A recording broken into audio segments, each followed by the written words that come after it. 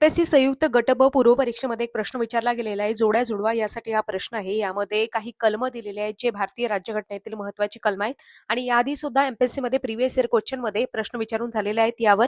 तर त्यासंबंधित हा प्रश्न आपण इथे घेतलेला आहे. महत्वाची कलम आहेत त्यावर आधारित हमखास प्रश्न पडतात. तर चला पाहू कोणकोणती कलम दिलेले आहेत. 112, 151, 267 आणि 280. तरतुदीमध्ये काय काय ऑप्शन दिलेले आहेत. वार्षिक वित्तीय माहिती विवरण म्हणतात त्याला, लेखा अहवाल, आकस्मिक निधी आणि वित्त आयोग.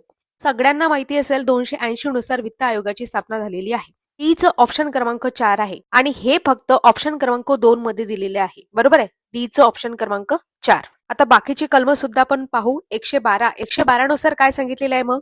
112 नुसार सांगितलेलं आहे वार्षिक वित्तीय माहिती किंवा विवरण. म्हणजेच याचा अर्थ असा होतो भारत सरकारने दरवर्षी संसदेसमोर सादर करावयाचा जो काही अर्थसंकल्प असतो त्यालाच आपण बजेट असं म्हणतो. त्यामध्ये सांगितलेलं आहे.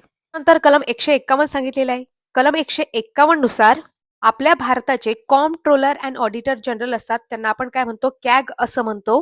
म्हणजेच महालेखा परीक्षक ते काय करतात आपला अहवाल आहे राष्ट्रपती संसदेसमोर ठेवतात. बरोबर आहे.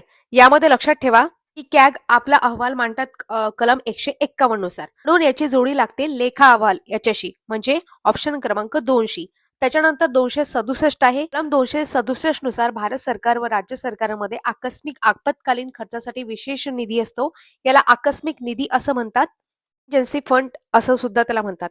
मागच्या वेळेस राज्यसेवा प्रिलिम्सला प्रश्न पडला होता की आकस्मिक निधी असते.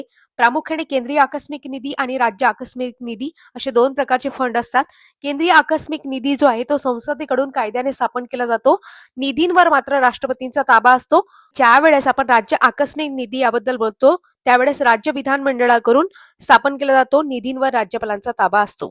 ठेवा आकस्मिक निधी हा तात्पुरता खर्च असतो. नंतर तो खर्च संसदेच्या मंजुरीने भरून काढला जातो. अशा पद्धतीने हा प्रश्न आपण अनालिसिस केला. हा शॉर्ट व्हिडिओ आहे. लॉंग व्हिडिओ जर तुम्हाला पाहिजे असेल तर आपलं स्पर्धा विश्व ऑफिशियल हे टेलिग्राम जॉईन करू शकता.